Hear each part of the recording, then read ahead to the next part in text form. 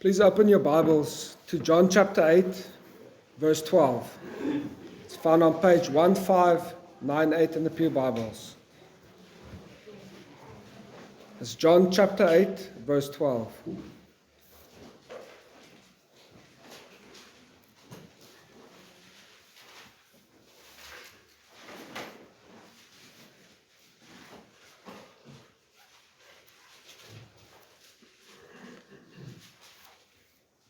Then Jesus spoke to them again, saying, I am the light of the world. He who follows me shall not walk in darkness, but have the light of life. The Pharisees therefore said to him, You bear witness of yourself. Your witness is not true. Jesus answered and said to them, Even if I bear witness of myself, my witness is true, for I know where I came from and where I am going. But you do not know where I come from and where I am going. You judge according to the flesh. I judge no one. And yet, if I do judge, my judgment is true. For I am not alone, but I am with the Father who sent me. It is also written in your law that the testimony of two men is true. I am one who bears witness of myself, and the Father who sent me bears witness of me. Then they said to him, Where is your Father? Jesus answered, You know neither me nor my Father. If you had known me, you would have known my Father also. Then Jesus spoke in the treasury, as he taught in the temple, and no one laid hands on him, for his hour had not yet come. Then Jesus said to them again, I am going away, and you will seek me, and will die in your sin. Where I go, you cannot come. So the Jews said, Will he kill himself, because he says, Where I go, you cannot come? And he said to them, You are from beneath, I am from above. You are of this world, I am not of this world. Therefore I said to you that you will die in your sins, for if you do not believe that I am he, you will die in your sins. Then they said to him, Who are you? And Jesus said to them, Just what I've been saying to you from the beginning. I have many things to say and to judge concerning you, but he who sent me is true, and I speak to the world those things which I heard from him. They did not understand that he spoke to them of the Father. This is the word of God. Amen. Have you heard this kind of Christianese language? Shine your light. Walk in the light. Be the light of the world. Take the light to the world. Have you heard that before? But what does it mean? This is a vital, practical question to answer. So let's start off with, what is this light that John wrote about? John tells us in verse 12, Jesus said, I am the light of the world. Whoever follows me will not walk in darkness, but will have the light of life. Now, our English students and our grammar students will look at that verse carefully and say, okay, I am the capital L. We use capitals because of proper nouns. He's referring to himself, capital L. I am the light, proper noun. And then over there it says, but we'll have the light, small l. So these two lights are not quite the same. One's a proper noun and the other one's something different. What is this light? I think we answer that, we'll get some very practical help. By claiming to be the light of the world, Jesus is telling us, and his skeptical hearers, that he is the fulfillment of ancient prophecies. They thought they knew Jesus. They know his father and his family, but now how can he claim what Isaiah said in chapter 42, verse 6? How can he claim this? This is outrageous, because in Isaiah it says, I am the Lord. I have called you in righteousness. I will take you by the hand and keep you. I will give you as a covenant for the people, a light for the nations. Oh, they knew that verse. They know their prophecies. And how did Jesus claim to say, I am the light of the world? He's obviously referring to Isaiah as well. This must have really stirred them. Verse 7, to open the eyes that are blind, to bring out the prisoners from the dungeon, from the prison, those who sit in darkness. In these verses, God, the Almighty Father and Creator, is addressing the Messiah in Isaiah. The mysterious Trinity. We don't understand it, but here we have the Father talking to the Son in Isaiah, right there, and tells what he's going to accomplish through the one whom he has called. In fact, the one who said before the foundations of the world, I will be that sacrificed lamb. Yet man hadn't even been born and created yet, hadn't even sinned yet. Yet Christ is saying, I will be the sacrificial lamb. Oh, this is a wonderful, awesome God we serve, isn't it? Well, he said that he would in righteousness show us the light. Clearly, he's talking about Jesus. God will not share his glory with another, and at least not of all with any carved images. His past predictions have come to pass. Here is Christ, the Word took on flesh. And now he reveals the future once more. Jesus is born to be the sacrificial lamb. Isaiah and all those prophecies have now come to pass. Yet they did not see it. With seeing eyes, they could not see. Hearing ears, they could not hear. Later in chapter 49, God addresses the Messiah again in verse 6. I will make you as a light for the nations, that my salvation may reach to the end of the earth. The Father's redemption plan is taking the next step as Christ is born. And he is on the road to Calvary. Again, Isaiah 60 verse 1, which Pastor Pels is learning. It is a prophecy of this light to come and the salvation that this servant brings. Arise, shine, for your light has come, and the glory of the Lord has risen upon you. Isn't this another precious reference to God's salvation? And it includes the Holy Spirit coming to take residence in the new covenant church. The glory of God has risen upon you. It's a small y. He's talking about us. His finished work at Calvary and at the tomb is indeed the glory of God coming upon us, living in us. Now that was absolutely radical theology for the Jew. The presence of God lived in the Holy of Holies, there by the Ark of the Covenant. And how can we, our bodies, now become the temple of the Holy Spirit? This is wild theology for them, to step out from that practical, physical thing now to a spiritual thing.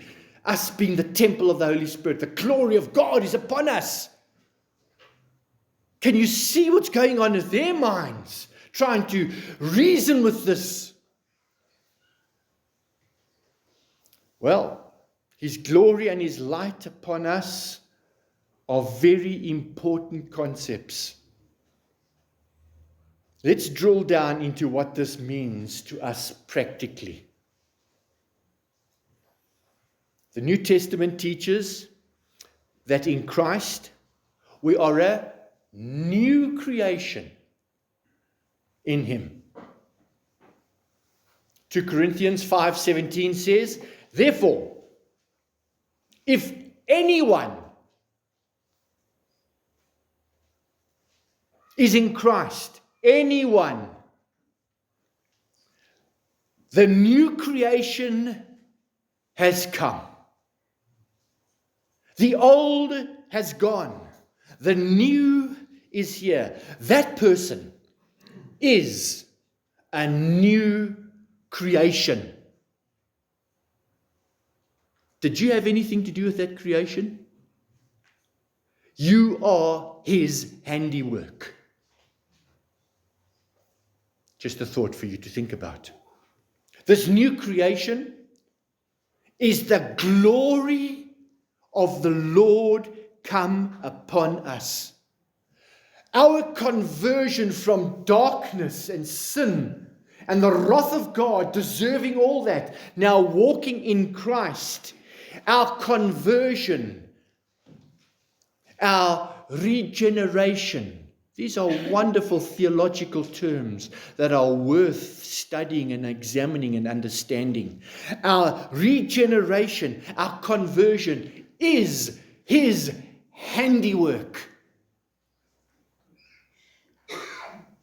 And His glory is His presence, taking residence in us and changing us, transforming us into His image. To behave like Him, to think like Him, to speak like Him, to have our lives radiate, display the fruit of His presence, the fruit of the Holy Spirit. And this fruit is the light of His glory, His character, His presence. You'd be forgiven, Lynn, if you stand up there on the table in the chair at the back of there and raise your hands and say, Hallelujah, Amen. Because this is the glory of God upon us. The thrice holy God living in us. In turn, this fruit of the Spirit is the light of our lives. It is our testimony. When we become a new creation in Christ, the Holy Spirit, as I said, takes up residence in us. Let's not take that for granted. He lives in us. We are the temples of the very holy God, and He works with us to nurture a testimony of His presence in us. That testimony of His glory in us, as I said, is the fruit of His character.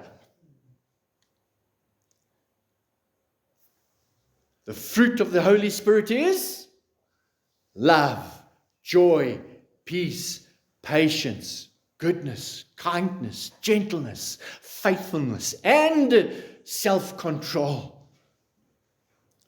This is the glory of God's character in us.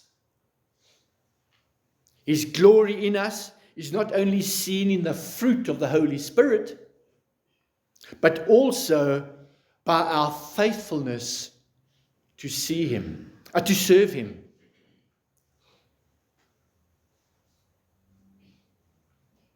Our obedience to love one another as he loved us. And it's by this that all men will know that you are my disciples. Suddenly there's a light that is shining that all will know that we are his disciples because we love one another. What a wonderful testimony. What a wonderful light, small l, of the capital L light living in us.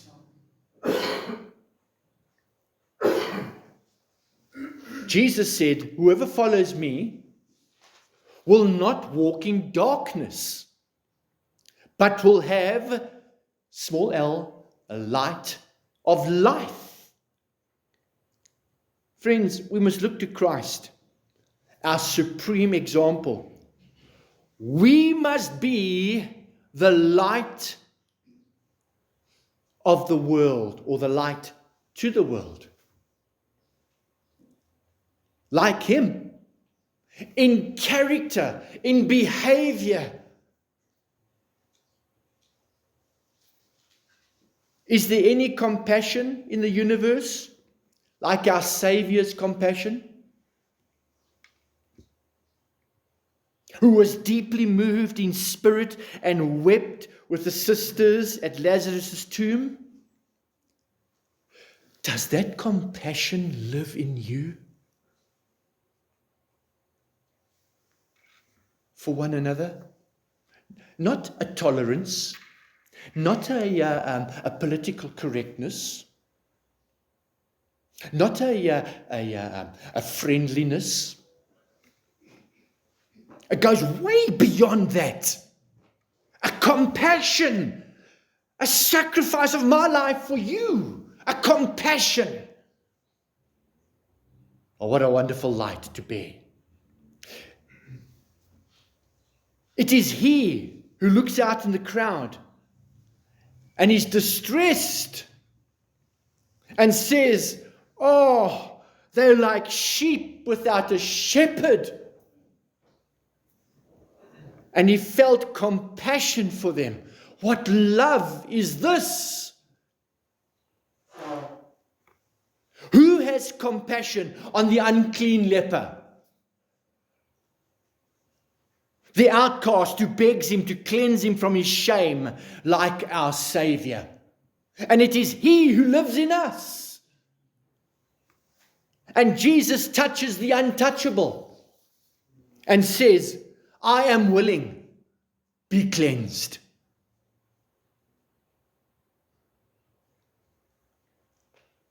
Is there any kindness like the kindness of Jesus? Is there anyone as good-hearted as he is? Is there anyone whose heart leaps for joy at your growth in grace like his heart does? Again, is there anyone who is as gentle with you in your failures and as quick to receive you when you repent? Do you know of anyone like that? I know of no one in this world except my Savior. And he lives in me. What a joy. What a privilege. Could anyone claim a greater humility, a greater lowliness of mind than the one who was willing to go from the highest of the heights, from the presence of his Father, to the lowest depths of humility on the cross? We will never understand that pain and suffering and the price that he really had to pay. To be mocked, to take on flesh of the creature, him being the creator and putting his hands and his life into the hands of the creature. What humility is this? to be mocked and spat upon, to be beaten and crucified, and finally to be forsaken by his Father. Why? Because your sin and my sin was laid upon him. He took on the sin of the world. He who came from the presence where there was no sin. And he took on our sin willingly. What love is this?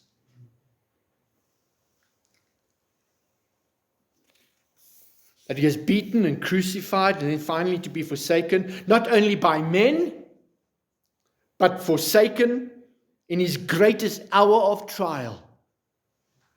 And to be forsaken by his dear Father as he bore the sin and guilt of his people. There is none like our Savior, who is the picture of meekness and gentleness. Behold, your King is coming to you, gentle, mounted on a beast of burden. When Paul looks for the supreme example of meekness, he says in 2 Corinthians 10, verse 1, I urge you, by the meekness and gentleness of Christ. Jesus himself says, my yoke is easy, my burden is light. I'll give you your souls the rest it needs, for I am gentle and humble in heart. Again, is this living in you? Is this capital L living in you? And what of the patience of Christ? Who can compare to his patience? You know what your sins are, and we sin against him daily. We grieve the Spirit daily. And he is faithful and just and patient with us again and again. And how he receives you. How he welcomes you back. Has there ever been anyone as patient like our Christ? He's patient with us, with you, with me. We say with Paul in 1 Timothy 1:16. 1 Timothy 1:16. I found mercy, so that in me, as the foremost of sinners, Jesus Christ might demonstrate his perfect patience in me. Do you see that without the recreation of a new man, without the presence of the Holy Spirit, without the fruit of the Holy Spirit, without a real evident love for one another, you walk in darkness? If you want to make progress in the Christian life and shine and walk in the light, you don't only aim at putting off complaining, putting off and replacing your grumbling with thanksgiving to God. So putting off the grumbling and putting on praise and joy, something has charged the heart battery of our hearts. Something is happening to our testimony, to the light that we shine. We no longer shine a grumbling and a miserableness, but instead we shine the joy and victory and delight and thankfulness and gratitude. Instead of, why me, Lord? It's, praise you, Father, for these difficult circumstances, whereby I might put on the glory of Christ and display him. If you want to stop using critical, cutting, demeaning words with your spouse, you must replace your harsh speech with words of kindness and encouragement and appreciation. Your new character in Christ is the light people see. When they see that Christ likeness in action, that's what they see.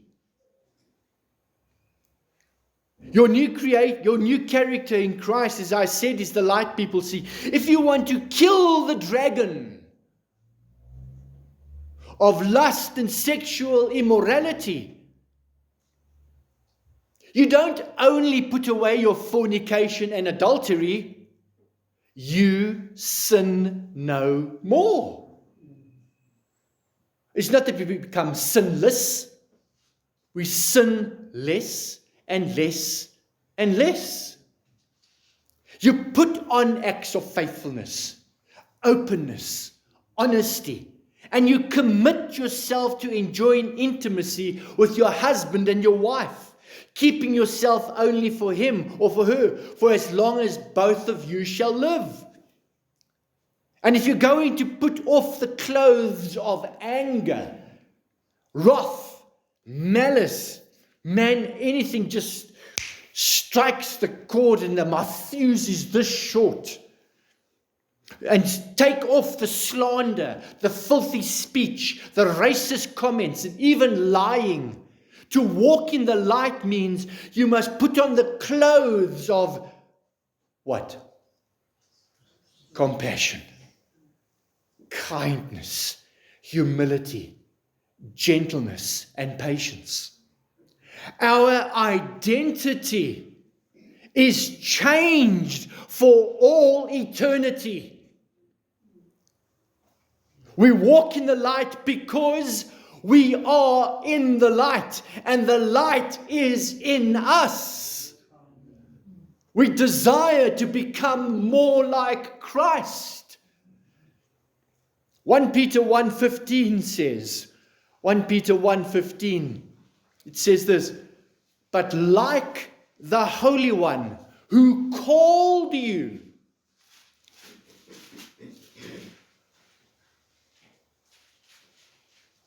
Do you see his grace and mercy and kindness? While you were in darkness, enjoying what we were doing.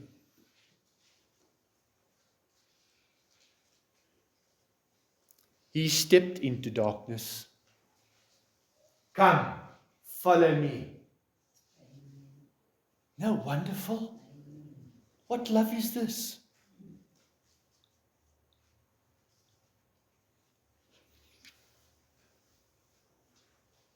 But like the Holy One who called you, be holy yourselves, also in all your behavior.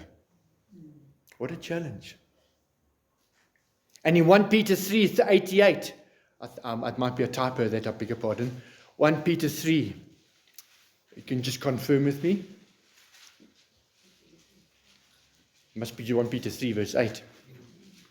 To sum up, all of you, be harmonious, be sympathetic, brotherly, kind-hearted, and humble in spirit.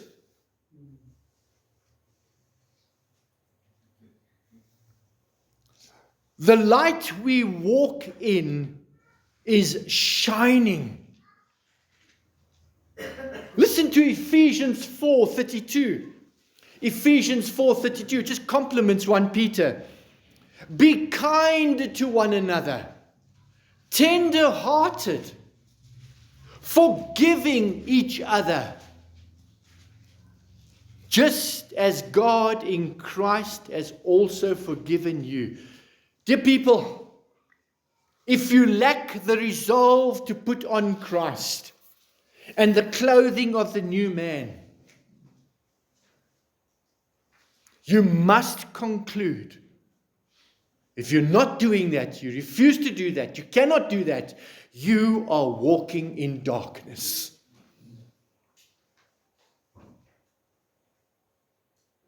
Behold, Christ. He is the only perfect pattern and example of all these virtues I've explained. Behold in him the glory of God, the light to the world, the loveliness of the most wonderful man that ever has been and ever will be. See the beauty of Christ, accomplishing in you the very righteousness he demands and commands of you and me in him, and gives you as a free gift his free grace and enablement and motivation and strength.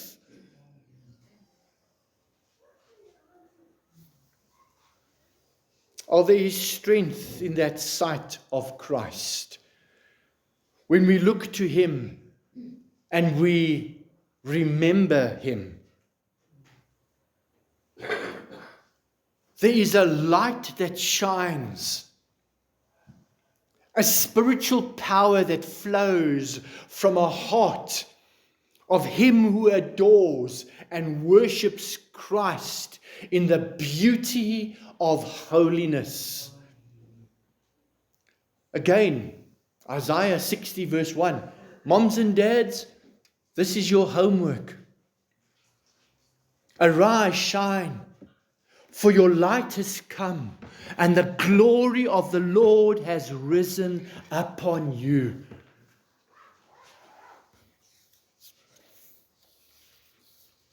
For behold, darkness shall cover the earth.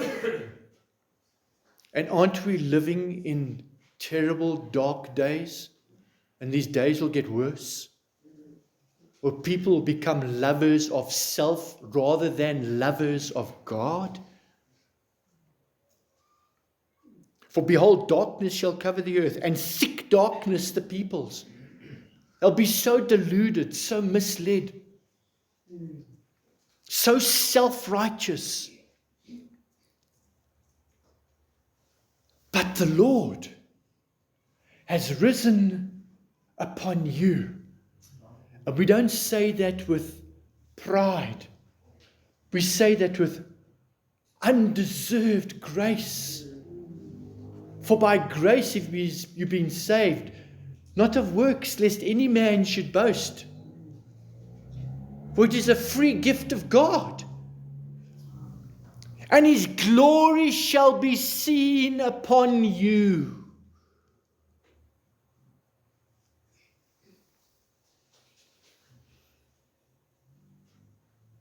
Do you know what I'm talking about?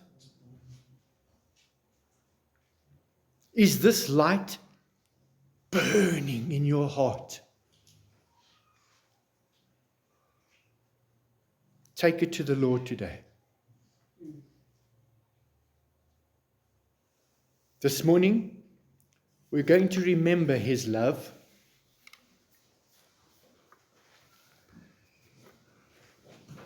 We're going to remember the greatest love demonstrated on that day of his betrayal and crucifixion. The great grief he had to bear.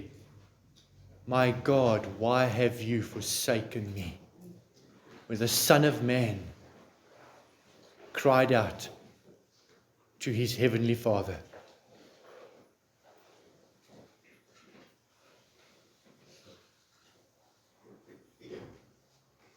We're going to take a moment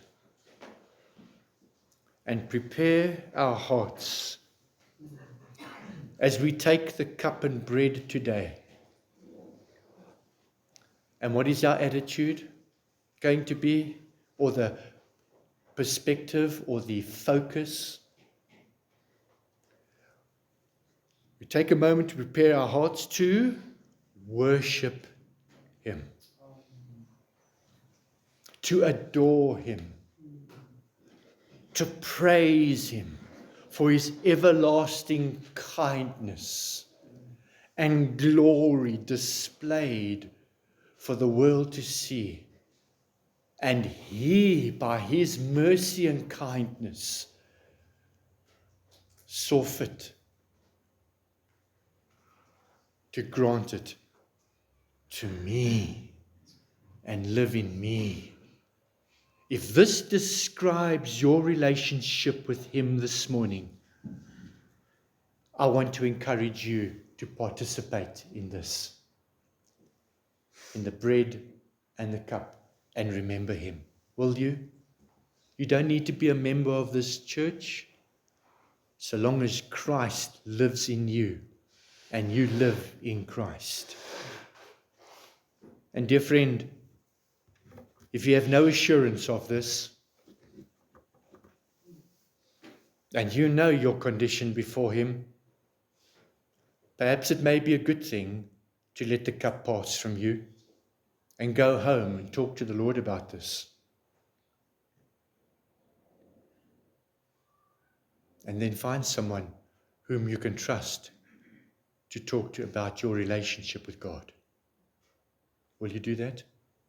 Come, let's just take a moment and bow our hearts and examine ourselves.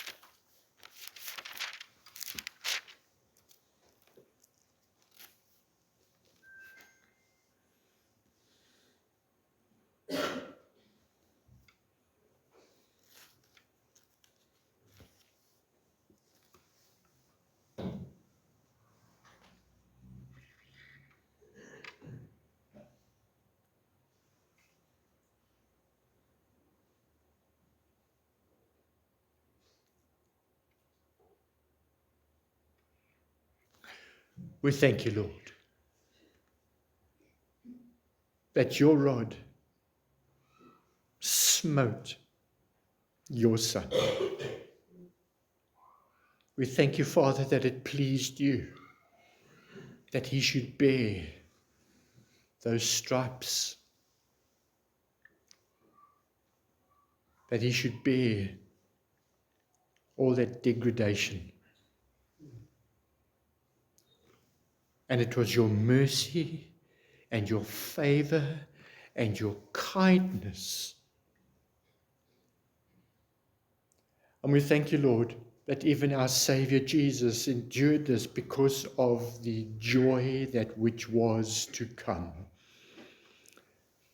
And we rejoice that we are that joy which was to come, because of that payment has been made, paid in full, that we can come before the throne of grace this morning with thanksgiving and praise and worship.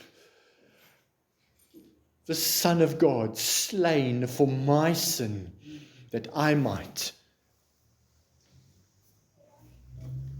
be a son of God, and God my Father, Christ my Savior, my brother, and be the temple of the Holy Spirit.